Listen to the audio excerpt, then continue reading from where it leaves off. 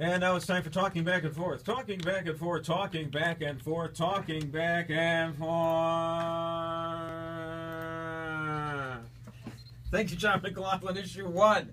Ebola. Should we have a travel ban for people from West Africa? Especially in view of the fact that Thomas Duncan's relatives have gotten the clear. The quarantine period is over. I note that it seems to be falling along partisan lines.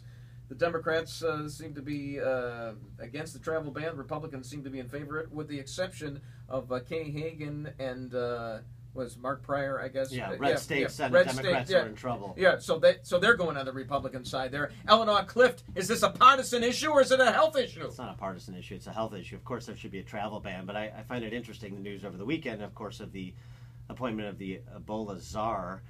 I thought it was a bad idea when John McCain proposed it. Now I know it is a bad idea since President Obama has adopted it, and it strikes me as fascinating that in order to combat a deadly virus, the president would appoint a damage control politico, because, of course, the easy choice would have been to enlist medical experts.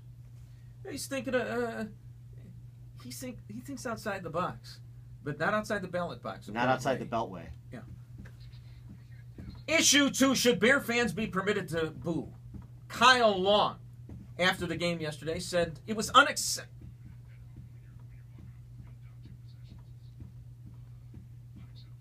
Yeah, 3 possessions, it's okay, but only 2 possessions, they had a chance to come back in the game. Should Kyle Long be admonished by his father Howie and told to suck it up, you wussy? Jet Jamon. Whatever. The offhanded comments after a tough loss like that, whether it's Brandon Marshall or Kyle Long, are so uninteresting to me.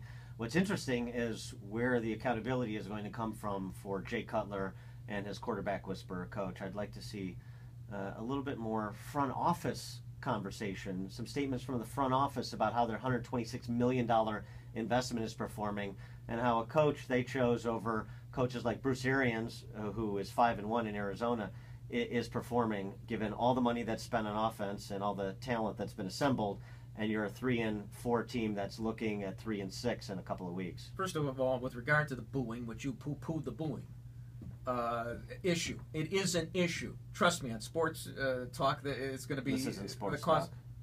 Oh yeah, right. Forgot. Yeah.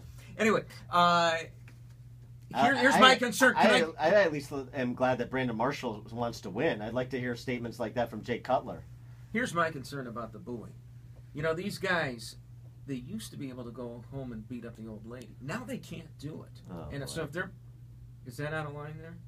I mean, now they have no outlet, so I don't think fans should boo anymore. We're in a more sensitive era right now. Of course, they shouldn't go home and beat up anybody. They shouldn't do that. But nor should we boo them. And we should play touch football as well. And you know, and as far as the Bear game itself goes, wait, you know what? Maybe the Dolphins are better than we thought. I think we got lulled into this belief that the Bears were good because they had a good game against Atlanta, which had a decimated offensive line. Atlanta's not a good football team. They're horrible. Exactly. Right. They lost yesterday by a big score. So then we thought that they were going to beat Miami. How we made Ryan Tannehill look like a world beater. Look like Dan Marino. Or Tom Brady next week.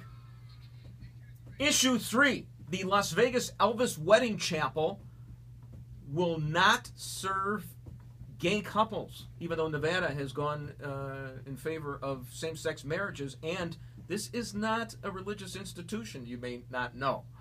This is just a business. The Elvis Chapel is not religious. It is not. It is a business. And so being in a business, it has to make a public accommodation to marriage equality. There could be a fight. Could there not be more time? Yeah, the king will be crowned by political correctness. That's it. They're gonna close up shop. You're not gonna get marriages at the Elvis Chapel anymore in Vegas. When political correctness stops being fun. Coming up at 7:36, we'll talk with Mike Flannery, political editor of Fox 30.